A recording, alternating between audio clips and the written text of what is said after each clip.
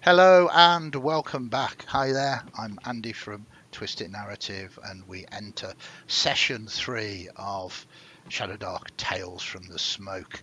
When last we met, our characters had descended even deeper into the workshops of Dr. Payne. They had encountered more of these monster mashed, disarmed a deadly trap only just, and uncovered the fact that some kind of ooze-like monster had escaped from some vats and had been cleverly sealed away. Deciding to avoid that, they moved back to the north, where they first entered the workshops and then across to the west, coming across a heavily sealed door, but fortunately having access to it via the keys they had taken off from the Stitched. It was Hector that put the key in and opened the door, and that is where we left it from the previous session. But before we see what lies beyond said door, let us do introductions. I always say you first, Fliss. So you might as well go first. Oh, hi, Andy. Hi there. I'm Fliss. How's your week been? Oh, it's been a bit hectic, to be honest. Yeah, And I have to say, the parrot attacked us, bit me on the thumb on the weekend, so the stakes are getting more dangerous around our gas. excellent. Do you want to quickly introduce yourself? Yeah, so I play various flavors of RPG with Andy and with other GMs, and I'm actually having a go at GMing myself at the moment, which has been quite fun. So really enjoying Shadowdark and the way it's flowing as a system. It's been quite interesting. I heartily Looking forward to recommend the session. anybody GMing, give it a go. Absolutely. And you're playing Ellie. I am playing Eliaria, a slightly consumptive elf who really does not want to go anywhere near the front line. Perfect. Hey there, Brian. Thanks for joining us again. No problem. Please introduce yourself and your character. Excellent. I am Brian. I'm playing Hector, a failed magician's apprentice from the Potter's Guild, who is down here with spear and shield to drive back the Shadowdark and to waste absolutely no time about it. Absolutely. Thank you very much, and we'll rapidly move across to you, Kyle. Good evening, Kyle. Been role playing for a while and really enjoying this Shadowdark and seeing how RPGs were played well before I was born. Believe me, mechanically, it was nothing like this. I promise you, one day I'll run like first edition D&D for you, and I mean you'll get it. You'll absolutely get it because you're very good at maths. But you'll also go, why? Because it's a very odd thing. Growing up with it, you never ask why, because it's like you had the rules, that's how it does it, and you never really thought beyond that. What Shadowdark does, though, is it has that old school feel of quite often there wasn't rules to explain much, so you used to have to just go, I don't know, what do you reckon? Let's just do it this way. And it's liberating and refreshing, and it's one of the things that I kind of really love about this old school stuff. I also really love the modern mechanics of things like advantage and disadvantage. It's such a very sweet mechanic that helps resolve many things. So I'm loving the blurring of both things. But thank you very much for joining us again. And you are playing Gideon, a frail thief that likes to run his mouth a little bit too much. Perfect. Last but not least, Malcolm. Thank you, Andy, and good evening all. Yeah, a role player of many different systems in many different settings through the lightweight variety that Shadowdark definitely falls itself into, through to the heavy crunch of Shadowrun and oodles of D6s rolled in pools. Playing this evening Valrond, an elven priest of the god Geed, attempting to be a little bit of a light in the darkness, the shadow darkness. Yeah, and the shadow darkness is ever prevalent. I did a little bit of a recap because we want to get straight into the action. But before we do, firstly, a quick reminder that we're using the pulp mode of play for the moment anyway, and this means every session we ask the players to roll a d4, and this indicates how many luck tokens they have. So as always, we'll start with you, Malcolm. Give us a roll. Oh, is that a 1 this time? Just the one. Yeah, I'm going to be mean. Last session we allowed Fliss to re-roll that one. We're not going to do it this time. We're coming I wouldn't. towards the more tough encounters now, so the more ones we get, the better. Kyle, give us a roll. Oh, is that another one? That's another one. Oh, very nice.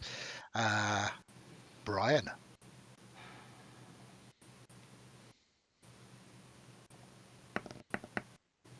Oh, that's not too bad, a 3. Very good. And last but not least, Fliss. 2. Perfect. Okay, so without further ado, you stand outside this chamber, a chamber with a heavily reinforced door. The light just recently lit. I need to remember to start the timer again, because I almost forgot that.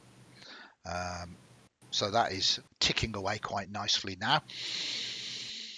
The key goes in. It has been checked for traps by Ellie and opened up by Gideon using the keys, as I said, retrieved from the stitch known as Igor. Hector, you push the door open and the light spills into this chamber.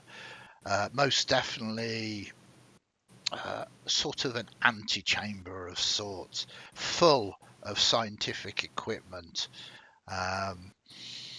Looking around, though, there seems to be no one or nothing in there. There is, though, a double set of doors to the west, even more reinforced than the door that you have just come through. Casting your eyes over this chamber, as I said, a lot of different scientific equipment. The one thing that your vision catches more than anything else is a very odd mannequin standing up, and at first, as the light spills over it, perhaps you thought it was a humanoid and you get ready, but as the light settles and your eyes become accustomed to the room, you see that it is indeed just a mannequin, but head to foot it is covered with a strange suit of armor, thick padded leathers, incredibly bulky, from boots right up, trousers, jerkin, sleeves, gloves and helmet.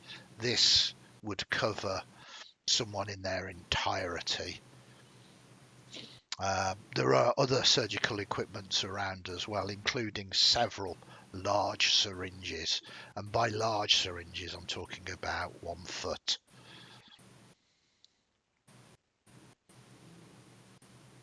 So we will roll initiatives off everybody, and then we will move in initiative order. Door has been opened.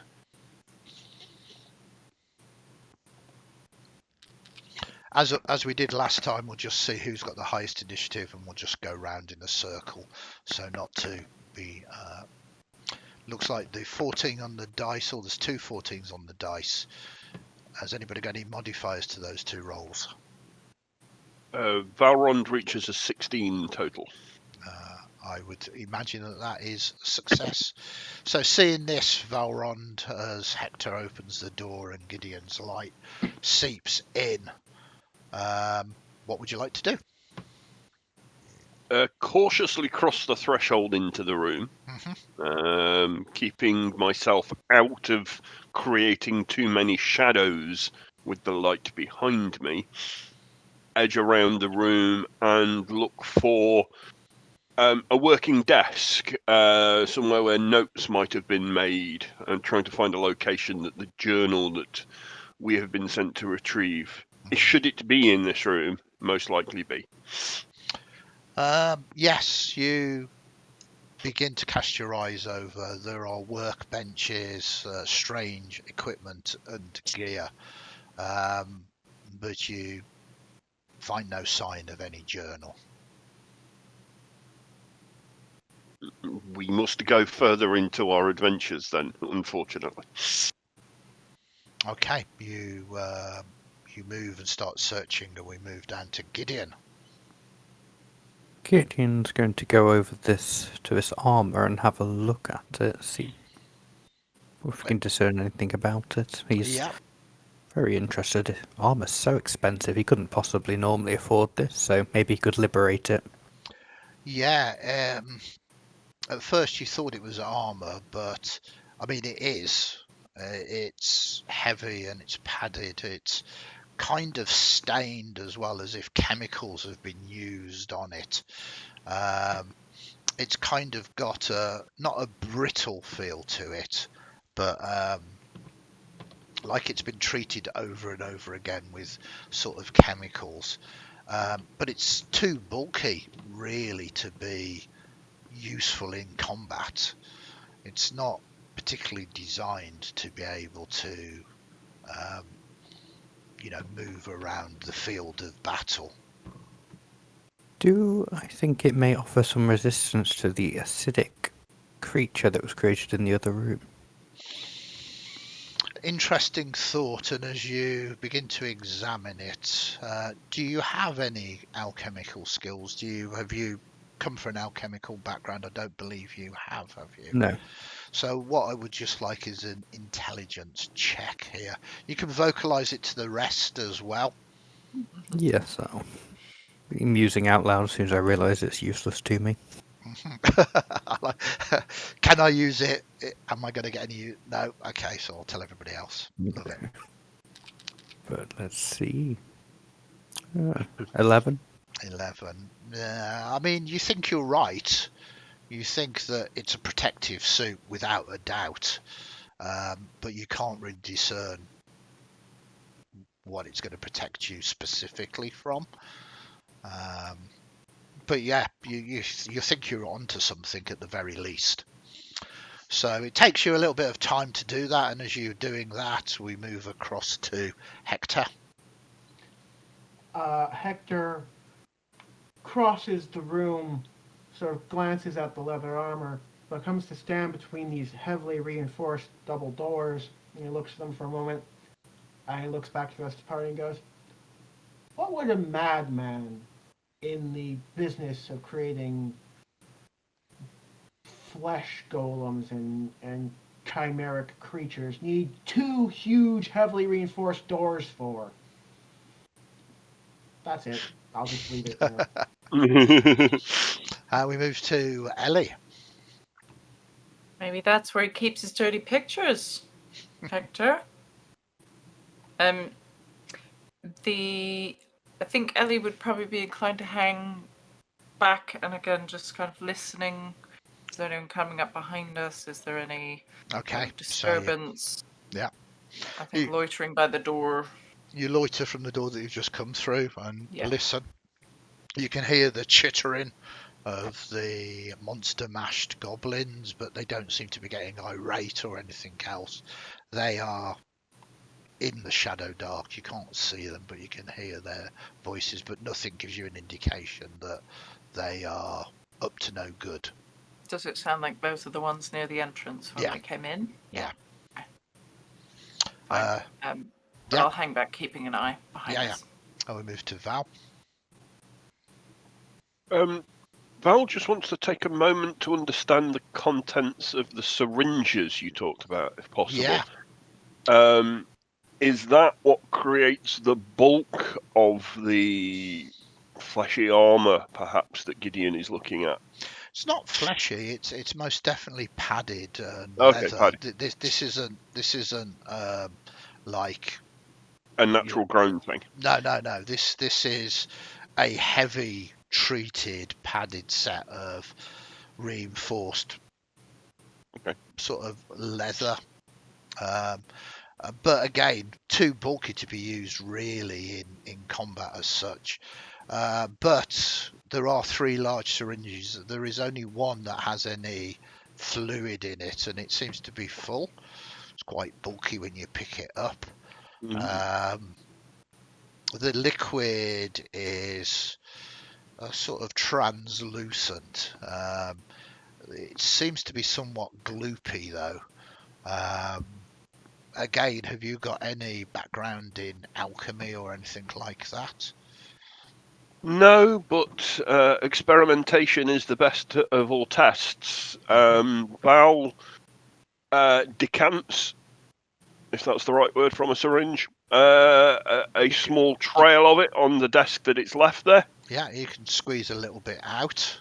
Are you just observing it for the moment? Yes, I'm not making contact with it. Okay, yeah. So you Go kind on, of do this. lick it. You know you want to. You've been careful, so there's no such thing as needing a dexterity roll to do it or Mhm. anything else. You just carefully sort of deposit some of this. It just sits there.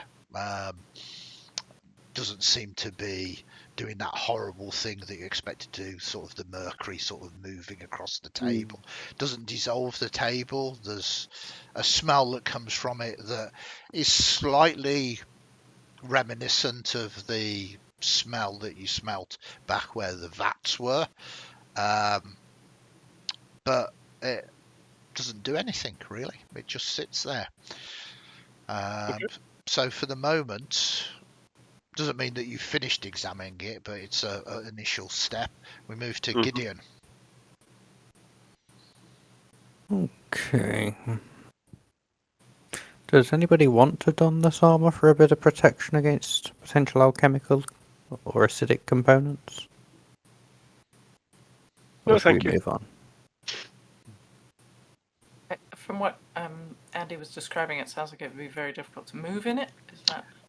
It's bulky, absolutely, but it obviously is protective as well.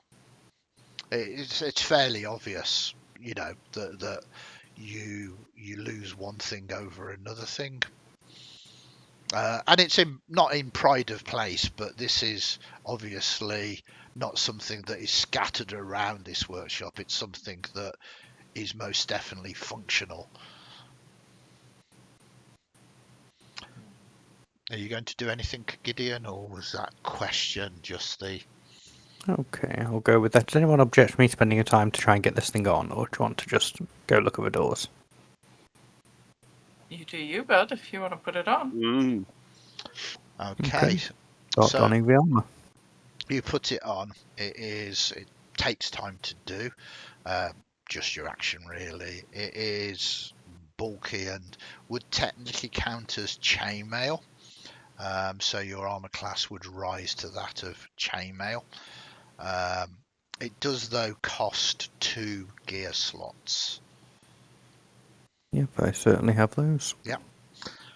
So, I mean, you are full on kind of leather-clad Darth Vader now. Can hardly breathe, and your line of sight is somewhat restricted, but you are covered head to foot in this.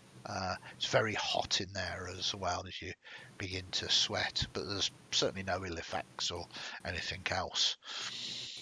So that is what you do, Gideon, and then we move to Hector.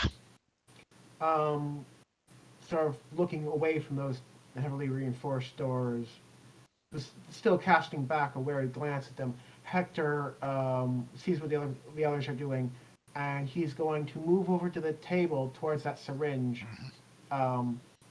As he passes by Gideon, he's just going to thump him with the butt of his spear, just making sure the armor works. I'd like to come up. I'm probably the closest we have to someone with an alchemical background. Hey. I'd like to take a look at the syringe and what's been put out as a sample. perfect. I mean, you spent a lot of time in the Potters Guild. The Potters Guild. It's not quite the Hatters Guild. The Hatters Guild would be perfect, but the Potters obviously do a lot of work with the Hatters anyway. So there's a lot of cross-referencing that goes on. So I'm going to give you narrative agency here. Within the time of your studies, you haven't seen anything directly like this, but as you spend time to analyze it, you begin to realize what it is kind of like. You think this is, in effect, some kind of sedative draft, much, much more potent and much stronger than anything you've seen before. Yeah, it could possibly kill a human or an orc or a halfling, just like the bone saw was designed to cut the bones of something massive. This, I mean, it probably would kill a horse as well. This is very, very potent. Just the sheer amount of it in this massive syringe. I look from the syringe over to Gideon in this bulky, obviously heavily used armor, to the reinforced doors behind me, and just go, "Ah, damn it!" It's a sedative. He's used 2 of them. He's knocking out these beasts when they get out of control. I'll bet you. Okay. So it takes your turn to do that, and then we move to Ellie. You think there might be a beast behind that door? Between that and the armor. See what happens. All right, Ellie will creep up, listen at the door for a minute, check it might be safe. You move forward. You are burning torchlight, so it makes sense not to deliberate. You listen. Can't hear anything beyond this door. There's nothing's going to be sprung if we open it. It looks very, very solid, even more solid than the previous door that you've come through. There's an obvious keyhole, and you check it for traps and everything else. Yeah. It just looks very, very secure. This time, it has not only bolts that go into the door, but it has bolts that go into the roof and the floor as well. So when you turn the key, it just... this is very designed secure. To keep something on the other side of it, or designed to keep something on this impossible side of it? To tell. I mean, you would assume that if you've got the key, you could do it from either side. Either side. Okay. I mean, you kind of answer your own question, kind of looking at this room. There's nothing that is designed really to go into this chamber, so one would presume that there is perhaps something terrible the other side. If a door can be opened, a door can be shut. Yeah. I will crack the door if I can, picking the lock or borrowing the keys from Gideon. What would you like to do? You have a choice of both. The keys are automatic. Picking the lock will require a roll. Well, if there's keys... Oi, Gideon, pass me those keys. It's easy enough done, so you use your turn. Well, you assume Gideon's given me the keys. I'm assuming. Gideon, you hear a muffled voice from Ellie. We'll come to your turn in a minute. Ellie, you were examining the door, so we'll move to Val. Yeah, just happy to prepare for what comes next through the door. So we'll wait, and maybe I'm passing Gideon as I reach the door, so we'll take the keys through. Are you happy to do that, Gideon? Yep, I'll be mumbling muffledly about manners, but I'll pass them off. You're kind of holding in this massive padded gauntlet the torch. You can hardly close your hands properly around it. The keys are somewhere on you. It's very bulky and disorientating being this padded. So you get the keys, you pass them to Ellie. Ellie, I'm assuming you opened the door, and Yeah. we do move to Hector, though. The doors have been unlocked, Hector, but it is technically your action. Swearing under his breath, Hector is going to grab the syringe up and find bandages or rope or something. He's going to try and tie the syringe to the end of his spear, such in a way that when he thrusts with the spear, it'll inject the contents. I love the imagery of it. I'm not entirely sure it's going to work, but I very Desperate much times. love you trying to do that. Absolutely. So you jury rig this thing up. The door's still not open. You think you take your time to do it properly. Sort of thrust it a little bit, and yeah, you think this could just work. We move to Ellie. Doors unlocked but not opened now. I'm gonna try and crack it very carefully and quietly Okay, you and peer in. move these massive metal vault doors as they sweep open. Of course, it's dark in there. Well, darkish, as your light sort of comes from behind you from the torch that Gideon's does. You can sense that something in the dark is there, not immediately in front of you, but in this large cavernous chamber. Something so big that even in the pitch black, you're kind of aware of its presence. There is a grunting sort of noise that sounds kind of partially in slumber and partially awakening.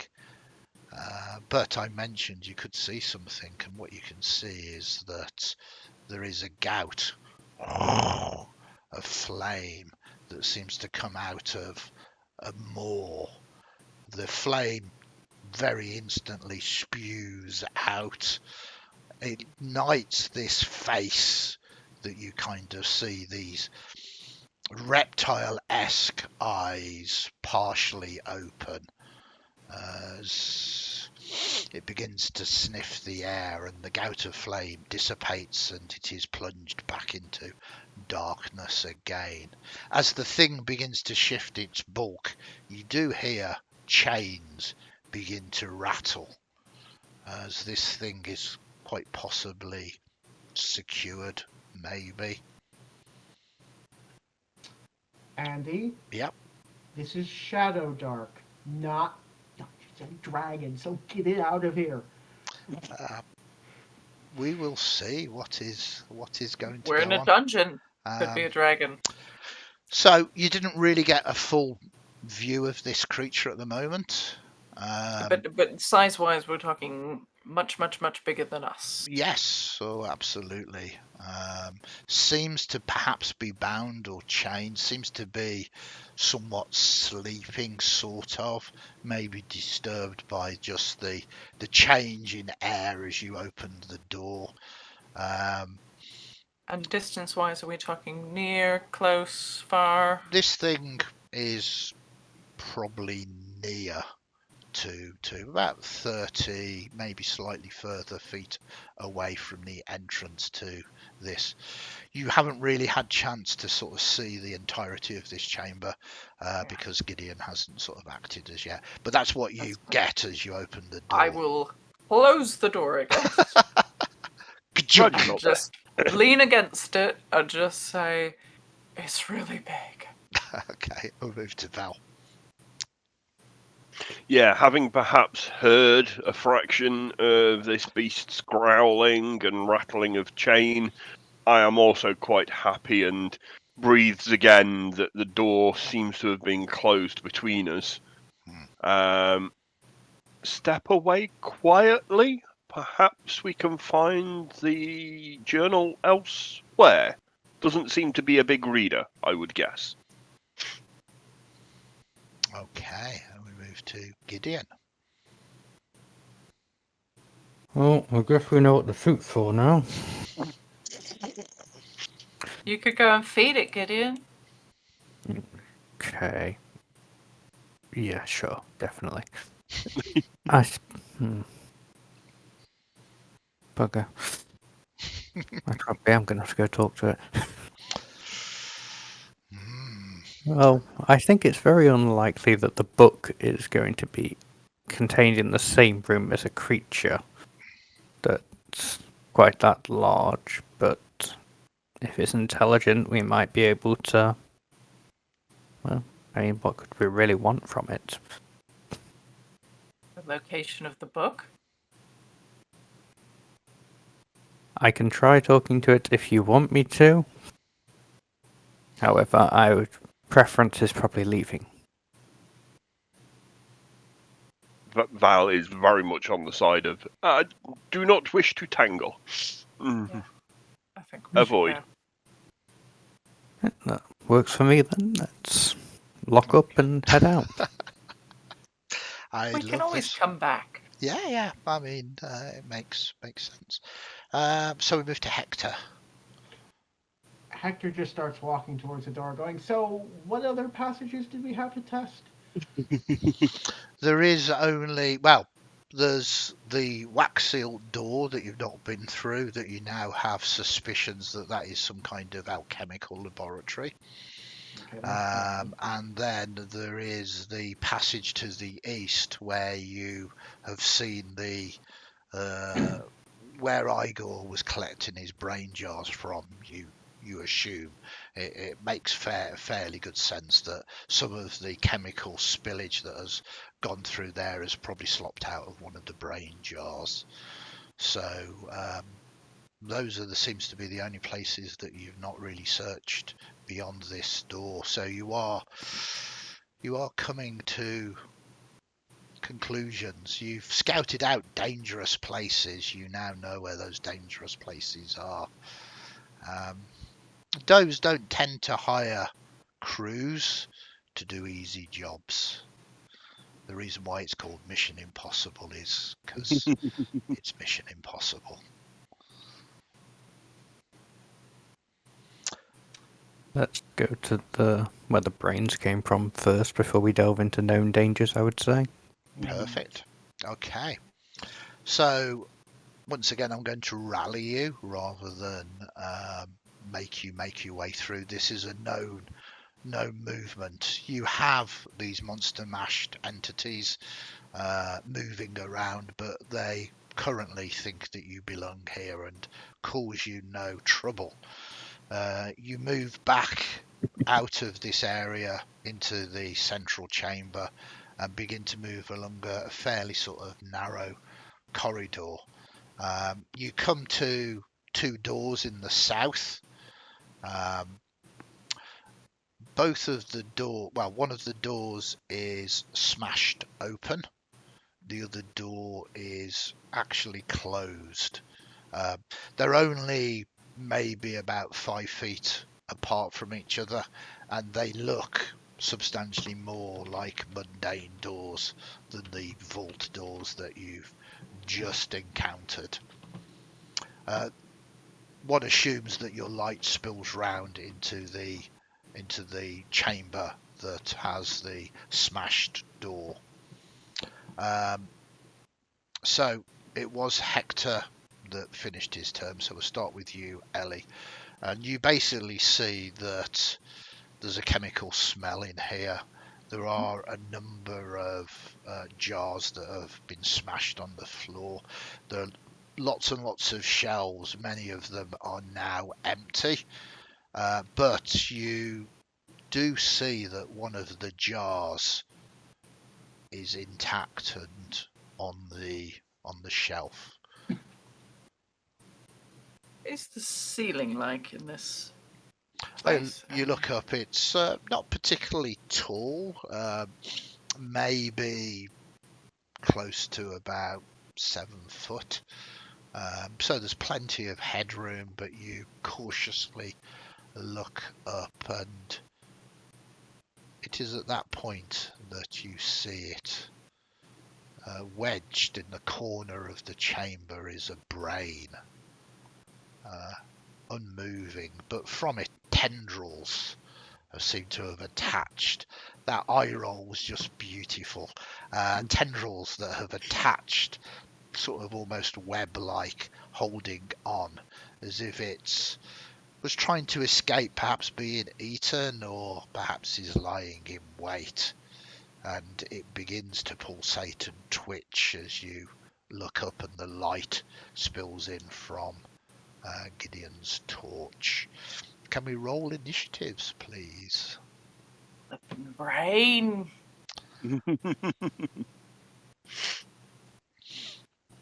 So if everybody rolls, what we'll do is we'll go with the highest one and just go round again for simplicity. So there is a selection of 7s, 8s and a 5. Who thinks they've got the highest? The highest with a 12. A 12. Perfect. So we'll go, obviously, Ellie, and then we'll just go round clockwise. This thing is not the most dexterous, but I will make a roll for it. So it is going to be a D20, but it is literally a brain that has. So it's a 6, it's got a -3, so that is just a 3. So the good news is this thing is going to go last. Ellie. I've got the short bow out.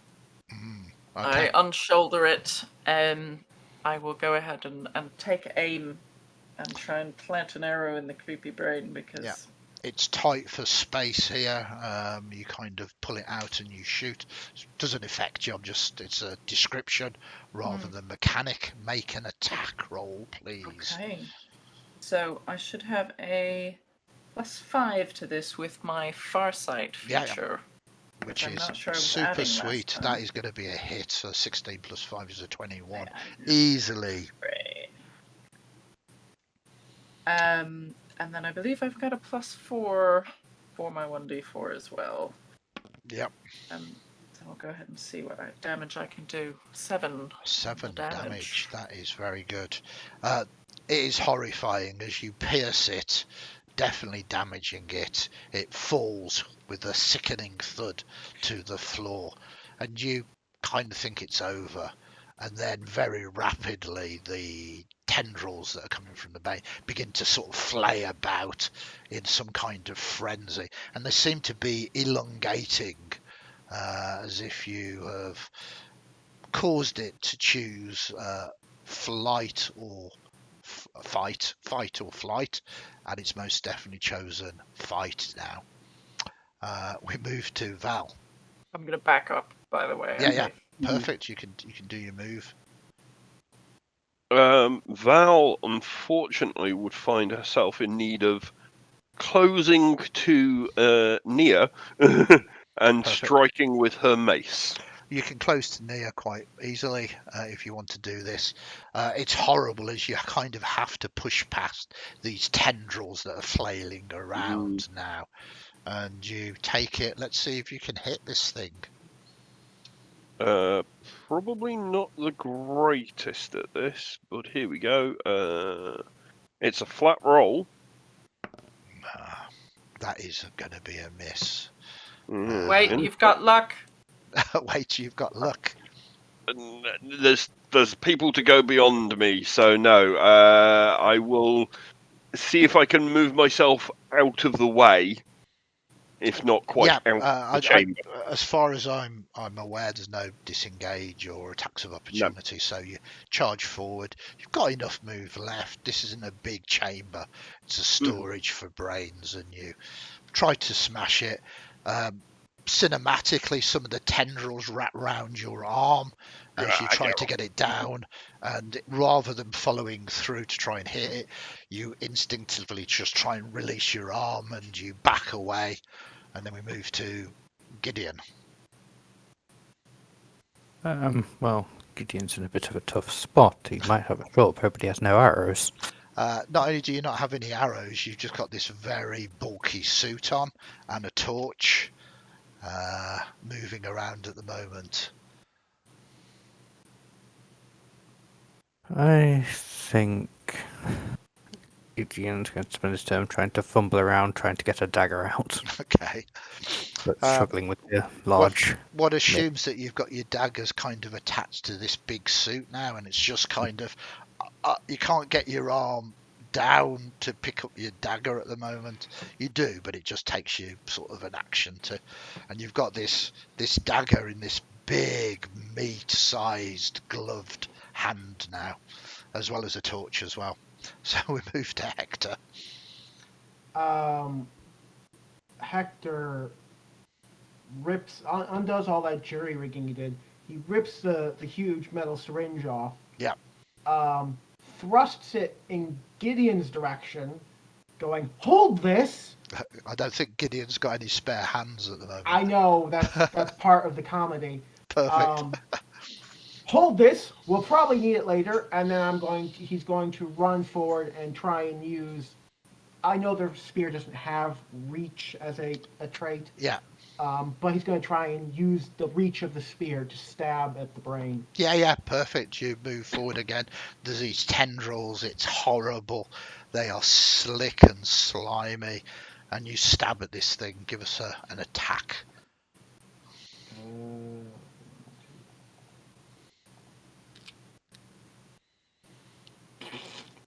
No, You he's have not luck. Gonna do it. Yeah, and I've got luck to spare, so I'll roll it again. Yeah, we'll cross one of those looks off. Going down to 2. I told you to re-roll. I didn't. Yeah, sometimes it just takes a little time to sort of reset because showing it up. Just take your time. Boom. We'll wait for the roll.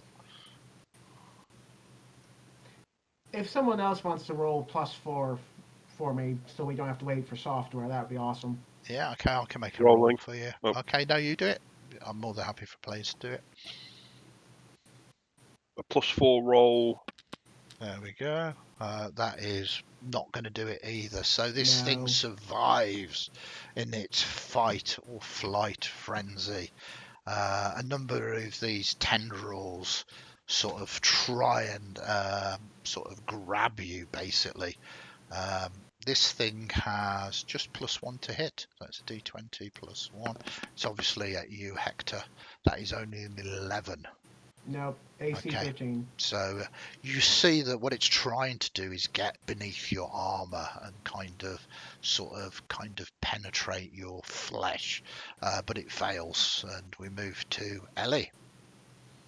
I mean, it's going to get another arrow in the face, isn't it? It does not have a face, so you automatically miss. Sorry. There we go. See, I spoke. Would you like to use your luck point for that? I believe you have 2. Yeah, I have 2, so I am going to. It's not like you've got to fight a huge dragon thing in a little while. Well, we're not going to fight it. We're going to sneak past it, aren't we? What are these rolls? These rolls are not enough, unfortunately, as you try to shoot. Hector's in the way. Gideon's got like a syringe underneath one arm, torch in another, dagger in another, with this big bulky suit. It's just. Yeah, absolutely. So we move to Val. Continuing the trend of attempting their best, we will see what Val is able to achieve with mace to the face. Perfect. You squeeze into this smaller chamber, side to side to Hector, and try and bring your mace down once again. Apparently it doesn't have a face. Yes, it does not have a face, as you unfortunately miss again. Just very small, difficult in this tight quarters. Gideon, you're very, very sweaty now in this suit. It's just like hyperventilating. I think that's because I was almost just stuck with a needle. Yes. Right, I am going. This will go just as well as everyone else, but I'm going to try and hook my only weapon at this creature as I throw the dagger at it. Okay. Well, it'd be brilliant if you get a critical hit here. Oh, that is going to hit though. Give me some damage. Luck point can turn it into a critical. Yep, we are playing pulp.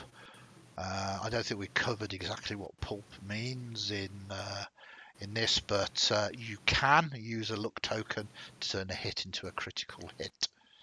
I think it seems appropriate. Going to the juggling this syringe, half throw this dagger, have it maybe just slightly graze against Hector in retaliation as it just skews his brain. Okay, it's even worse than that. As you throw it, it does just nick Hector's. There's just a dribble of blood as this blade sort of moves through. But what is happening is, entangled in these tendrils, the brain is literally lifting itself up off the floor. And as it rotates round, you basically see it begin to sort of split open, little like Pac-Man. Pac-Man that is a brain with huge amounts of teeth, as the teeth get ready to leap and literally eat your face. Unfortunately, as it opens up, the knife comes past you, nicks you, and hits it straight in the maw. Can you give me your damage, please? That So critically, was I think double you the just dice, rolled isn't it? double the dice. Okay. I don't suppose I could convince you to give me backstab because it was unaware I could throw something in this bulky suit. No one was aware. It was definitely preoccupied. It's definitely preoccupied, but no. Okay, that's 4 damage. Okay, that though, together with the previous damage, is indeed enough. As you do the appropriate amount of damage, and it just rips through this brain. The tendril still attached to you. This thing just drops and is dangling like some strange, grotesque yo-yo. Ugh. Oops. Are we getting Apologies paid about enough that. for this? Oops, I skewered your brain. Don't take up a bard's life. So, a horrific moment, but you struggled through once again. You can retrieve your dagger if you want, but certainly in this unlocked smash door chamber, other than this thing that decided it did not wish to be consumed by anyone or anything, there is nothing else of interest here. There is, though, a door next to it that seems to be closed. With that, we will re-roll initiatives now that we're out of combat, and then we'll just go clockwise again as we begin to explore once more. Ellie, did you give the keys back, or shall I cross off that gear slot? Oh, I don't have a spare gear slot. That's a very good point, Gideon. So you could have used it temporarily to open Temporarily, the door, I think but I it's probably did assumed pass them back. assumed it's gone back. And do I need to add the syringe, or are you taking it back, Hector? Oh, someone's got a natural 20 Oh, I'll there. take the syringe. I've got a gear slot for the Yeah, moment. perfect. Who got the 20? Valrond. Val. Okay, Val. So we'll start off with you after this horrific experience. Yeah, taking a moment to understand the severe nature of being attacked by a brain that had teeth, but apparently no face, steps out of the chamber with the busted door, and takes opportunity to examine the door that still exists beside it. Is it Okay. locked? Is it trapped? Yeah. Is there anything else we can learn? The light is relatively close. It takes no trouble for you to sort of determine that this door is very similar to the door that you just kind of travelled through. Doesn't appear to be locked, doesn't appear to be trapped either, as you do everything that is necessary to determine that. It looks fairly mundane. Okay. That is you, and we move to Gideon. Okay, I'm gonna go and I guess open the door, see what's in there. Okay, the door swings open. It's a small chamber, and your light sort of fills it all up. There's a large number of bottles rather than jars of what appear to be liquids. The good news is that they all have labels upon it. The bad news is that they're all sort of chemical symbols. You might understand a couple of them, perhaps, sort of just having a look at them. Gideon, you notice that some of them appear to be oil. Another one that you seem to notice appears to be some kind of alcohol. But you don't think this is food stores. You think this is some kind of chemical storage. Certainly with what you witnessed before with Hector, maybe they are more well appropriate to sort of examine these, but you can certainly go in your big bulky suit amongst all of these glass bottles and try and examine these a bit better. No, I think seeing all the glass bottles and noting the bulky suit, I'll just be as out of the way as I can in the doorway while still shedding the light in there. Just one arm stuck through the doorway. Pretty much, yeah. So we do move to you, Hector. What would you like to do? Well, presuming that the nature of these bottles is conveyed, I'm just going to look and go, yeah, it's probably chemicals. The gods only know what he's got in there. The torch is burning. We've got to get going. I don't think it's in there. I would like you to give me a intelligence roll, please, Hector. -1. He's not a well-lit man. No, but you've been around hatters and potters. So we'll let the dice tell a story. That's a 16. Yeah, very good. It does occur to you, you've perhaps done some cleaning for the the Potters Guild, the Mages Guild, and you kind of are aware that some of these chemical substances are very good at dissolving away certain things, like they can neutralize various blockages in the drains and oozes and those kind of sorts of things. I mean, possibly quite a potent, useful item or two that could be used if you were to confront that ooze thing. But it's again going to take up gear slots, and again it's not certain because you have no idea what is beyond that door other than what the monster mash has said. But this registers with your mind, having worked with the Potters Guild. But you are right, you are burning light. So with that we move to Ellie. Does Hector share the information about the drain unblocker? Yeah. All right. Ellie will take her spool of rope off of her shoulder and chuck her... I don't know. I might want to hang on to the grappling. No, I'll drop my flint and steel. No, that seems very unwise. I will drop my iron spikes and my rope. And I will pick up a couple of jars of... it's kind of almost like an alkaline type substance that you think is going to be most best against this. Normally these kind of oozes are quite acidic, and this is a good counter to that. You have no idea because you're not aware of what lies beyond that door, but your gut feeling is like it would be useful to have that, maybe. I'm also just going to see if I can retrieve one of my arrows. Yeah, you can pick up one of your arrows as well. Perfect. And then we move to Val. Finding no experience with or understanding of the chemicals, the acid versus the alkaline. Val is more with Hector on the clock is ticking and we need to do something. Mm-hmm.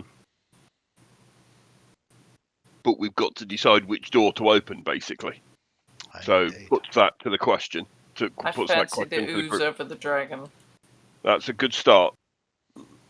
Is it worth having a look in this room for any hidden secrets? If they're mixing chemicals and storing chemicals in there, it might be a place for a notebook hidden behind something.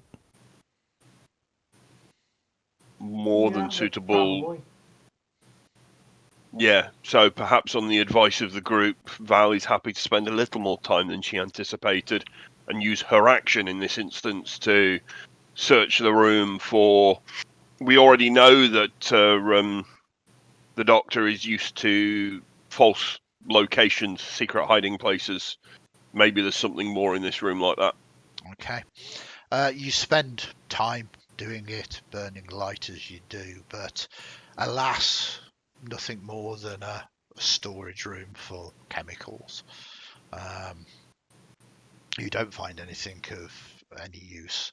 Well, I say that there are jars of acid, there are these alkalines and whatever, but no secret doors or hidden locations of journals or anything else. Drat. So we pass to you, Gideon. Okay, so we've searched that, and I'm guessing I'm going to go ahead to one of the other rooms. Do you incline to do the ooze? I was more inclined to do a fire-breathing creature, so I could potentially just wander in there and see if there's any doors. But if it's the group's decision to go towards the ooze, then we'll start travelling that way. Okay, well, you have to go back to that central chamber first. Does You've everybody? got the light, so frankly, we will go wherever you go. But it's quite nice. You can have these conversations. I know we've kind of got initiative order. Is it a group consensus that you want to head towards the alchemical labs first? Yeah. Yeah. Okay. Just as we're getting ready to leave, I see that Gideon's torch looks. It's at the last flickers of light. I will, because he's got these bulky mittens on. There's no way he's going to be able to do it. I will light up one of my spare torches, and I will hand it to him, and then I will pick up Ellie's spare rope, because it's good elvish made rope. Yeah, but you can only carry so much stuff. So you have crossed off one of your torches, Yep. and we start a new torch timer. We don't want to be stuck in the dark, not with the possibility of these brain things moving around. There could be easily more of them anywhere. And my intelligence score is already bad enough as it is. Okay, so moving together, you know the layout of this complex now. There are only really two choices. You spent a lot of time carefully ensuring that there are no hidden secrets here. You make your way back to where the vats are, and the vats still smashed. You move past these monster mashed goblins that, hey boss, smarts. And one of them wants to be patted on the head again. You move past them into this larger chamber. There is this door that has this hermetically sealed wax across it. Beyond that, nothing has changed. Is this a door we have a key for, or do we think it's just sealed with the wax? That is a good question. We'll start off with you, Val, as you've raised it, as you kind of rally together and you kind of examine the door. It takes you a few moments. The door's already been examined, I believe, from Ellie anyway. It looks a mundane door. Doesn't look as heavily fortified as the other workshop door. You don't think it's locked or trapped. You just think that it is now sealed with this crust of wax. It's going to be fairly easy to break that seal, fundamentally. It's not going to even take a strength roll. You just need to break it open. Val, that's what you see. That is your action. Gideon, what are you doing? Okay, let's go in, I guess. Okay, so torch in one hand, so you're going to use your action to break the crust of this wax seal and throw the door open. Yep. Okay. So you do this, you have the light, the torch on you, so you can easily see the light splays into the room, illuminating it. And it very much looks like a professional alchemical lab. There are benches on which are apparatus, not actually functioning at the moment, but there are residues of liquids and chemicals within all of them. There are some large flasks and some smaller ones as well. As your eyes sort of look across the room, you think there might be something in here. Your friends have told you that there's something in here, but for the life of you, you can't see anything in here. The Monster Masher said it burned them or dissolved them. Yeah. So I recommend going forward with a pole or a stick or something to see, because I can't see it. Okay, we'll So- move to Hector as you've opened the door and kind of standing there, peering in. Given what just happened, I'm gonna check the ceiling as well, sort of holding my shield up in case something drops on me. And I will very cautiously move into the room, spear held at the ready, expecting something to leap at me. Okay, very good. Great description again. Your spear out, your shield on you. As you cautiously move into the room, you move perhaps half your near move, and then suddenly your spear touches something. It sort of wobbles. It is translucent, and then it begins to Roughly cube shaped. not quite formed like that, but yes. And you see that it begins to excrete kind of this translucent liquid that seems to fizz and bubble. This could be the beginning of the end. Can you all give me initiative rolls, please?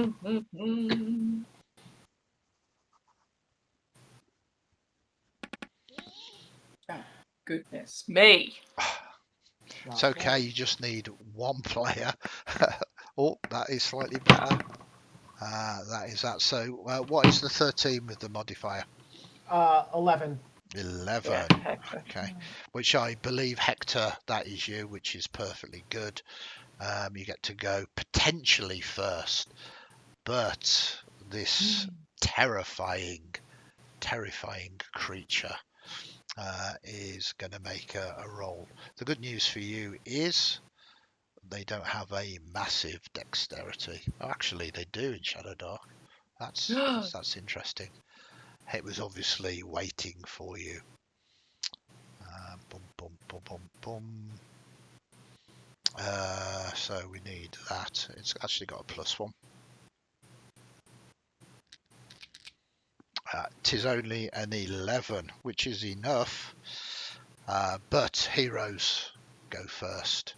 I would also like to point out that we're playing Pulp, so you can force me to reroll any of my rolls should you wish to. But it costs you a luck point. Let's see what can I do. I am going to, recognizing the presence of the sludge. Yep. I am going to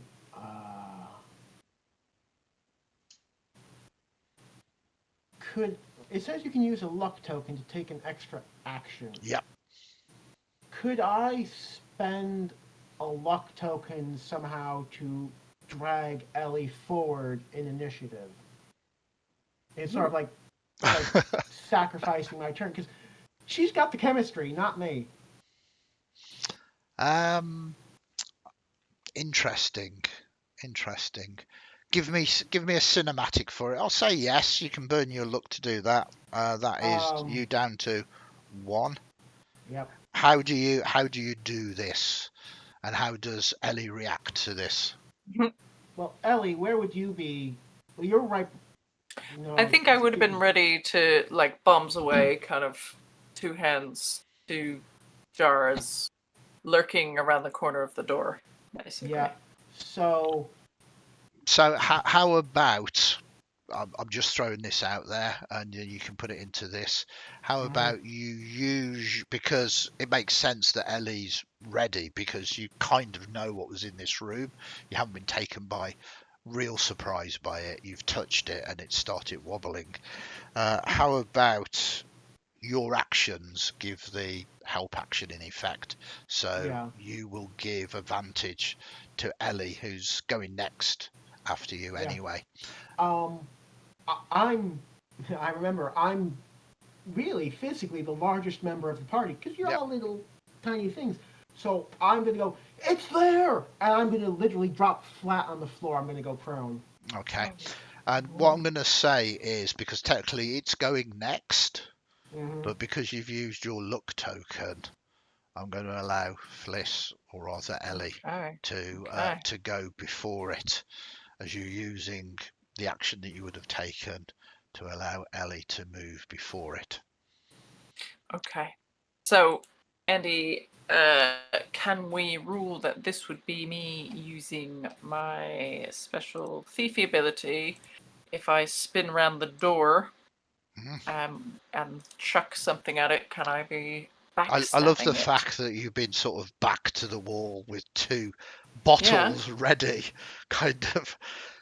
This thing has probably can sense vibrations and stuff like that, but Hector made noise coming in. It's totally unaware of you. Have you got a big smile on your face as you sort of come round? You see Hector now prone on the floor. I think I'm bricking it, Yeah. but This I'm thing keen rising to land one. Yeah, this thing is now like a big tsunami of gloop is rising up, ready just to flop down upon Hector, who's ducked down. Excellent. I did say I would give you advantage on this, as You did.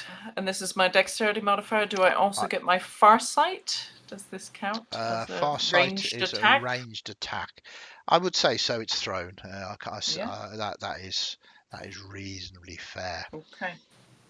Let's do it. So I'm gonna fire my bombs away. Oh God. Oh dear. If I were to use luck in this situation, would Yes. I re-roll with advantage? No, you just re-roll So the roll dice. one more. Shall I be generous to you? This is No. a slow-moving ooze. What have you got on the dice? It was a 12, I believe. 12. Did you add your modifier to that? Oh, I did. Yeah. It's So, a trash roll. I mean, it is up to you. I mean, I think I will use my. I would like to use my luck to re-roll that. Okay. I think I can do better. We're coming to the end of the game too, so might as well burn it. There we go. yes. 19. 19 is most definitely a hit, as it kind of splashes. And what's important is that this thing sort of gloops into it. It's not a solid surface.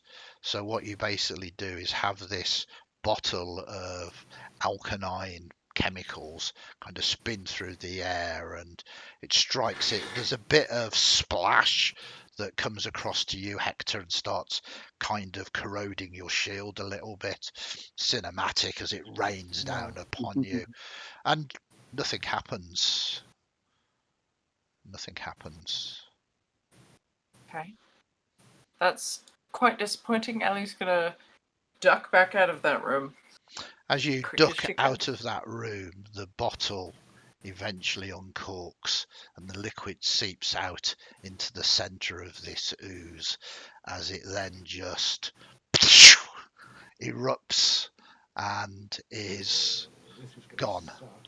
I mean, it's not. It's because it's neutralized it. Yeah. So it explodes in this kind of liquid gloop, but it is harmless because the alkali and acid have cancelled everything out. Hector, do you make any noises as things sort of explodes and rains down upon you?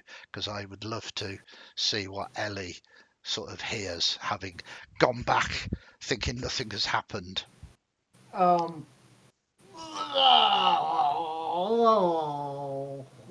It sounds horrible, Ellie. It sounds terrible. It sounds absolutely horrible. Then we move to Val. Seeing Ellie duck back through the doorway, concerned that nothing has gone to plan, Val steadies herself and steps through the doorway, mace at the ready, expecting the worst. Yeah. I mean, this is straight out of... Sorry. Finding Hector laying on the floor, half gurgling, half cackling to himself with the effects. It's like, nod, and I make sure I pick him up and dust him down. Yeah. I mean, this is straight out of classic Ghostbusters. You have been slimed, and it's just like... It's not dusting me down, it's mopping me off. Yeah, mopping, yes. Gideon? Oh, that is a shame. I was about to dive on top of Hector to protect him. Who's going to protect you? He's got the big I'm in the suit on. suit. Yeah. I think, yeah, you do. You rally together. Ellie, you peep back round the door. Are you... What goes through your mind? I will do a little fist pump. And perhaps high five Val. Yeah. Ooh. So you have gained entry into this chamber and destroyed quite a nasty creature using your wits and your wits to compensate for the combat. But this chamber is yet to be explored, and I think that is the point that we will begin the next session. It's amazing how fast time seems to go when I'm certainly having a load of fun. So some final thoughts. We'll start off with you, Malcolm. Great session, a lovely amount of tension, the decision making we had to make as a group, and a little nod to you there, Andy, in your delayed timing of the cinematics of the nothing's happened, and then, oh, the cap gently falls out of the bottle. I can almost see that in a comedic fantasy, which is lovely against the tone of everything else that we've seen from Shadowdark. Yeah, I think quite often, and I've been known to say it, if you want real horror, you kind of sometimes have to have a little bit of comedy and light, because otherwise it becomes just miserable all of the time. Yep. Kyle, how about you? Very dramatic session.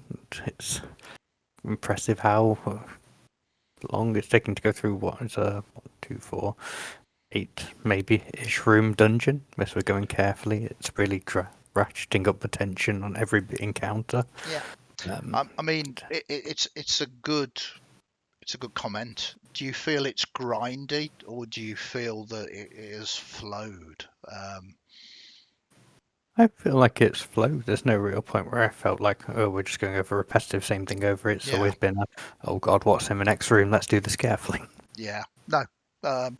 For me, it does seem to have flowed, and I quite like the rallying together when you're moving across areas that you've already explored. It doesn't seem kind of appropriate.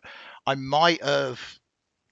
Well, no, I mean, I was going to say one of the big things about Shadowdark is random encounters, but to be fair, you've dealt with the random encounters at the moment, the monster mash thing. So it was a conscious effort me of not rolling for it, because there's nothing for you to encounter in this secure facility. So I don't think that I've missed it. I just think it's something that wouldn't be appropriate to this.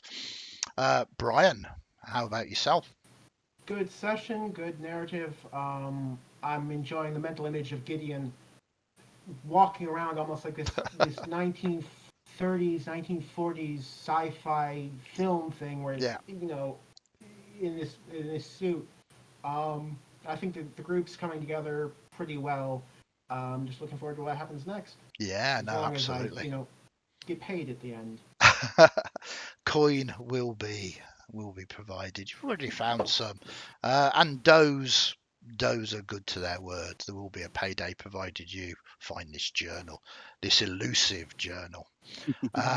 Last but not least, Fliss. Yeah, it was really good fun. And I think it was quite a short session by probably 5e standards, but I Yeah. think there's something about the real time nature of Shadowdark that doesn't feel short. There is kind of more of a connection with time that I'm really liking, and I'm really liking the fact I don't think in 5e we would have gone through every single room in a dungeon before we figured out what we were going to do next. Yeah. And I think it's that we have to be careful or we're going to die feeling just continuing to go through here, which I really like. So yeah, real nice tension and humor. Yeah. Good session. No, absolutely. And I've specifically written it in the way that if you find the alkaline, you could easily defeat the creature, so you don't have to sort of hack through it. I mean, a gelatinous cube is a level 5 creature. It does. It's got +4 to attack, 1d8 plus toxin. It can absorb people. It is. We would have been so dead. Yeah. Yeah. But It would have eaten Hector alive. yeah. The thing is, and I mean, I was very pleased. Perhaps I shouldn't tell you it's armor class. I'm not going to tell you it's armor class. But to me, Shadowdark, this old school thing, is finding the thing that you can use to defeat the thing, rather than sort of just going toe to toe with it, sort of thing, really. Yeah. So I'm very pleased that you did decide to search elsewhere to find those other chambers, Yeah. because it's made a difference, and we're all learning with this new system and everything else. But I'm very pleased that you sort of worked it all out, and it came to a quite an interesting but climactic sort of end. Thank you very much to you, my wonderful players, and to everybody that's watching this. We really appreciate it. Please put any comments down, what you think of it, what more things that you want to see from us, and please, if you have enjoyed it, give us a like and a subscribe. It really helps out the channel. So I think that's it, really. It's going to be another week to the next one. I can't hardly wait to find out what happens next, but for the moment, it's a goodbye from me, and wave everybody goodbye from everybody else. We will catch you soon, and don't forget, adventurers, keep those torches lit. Definitely.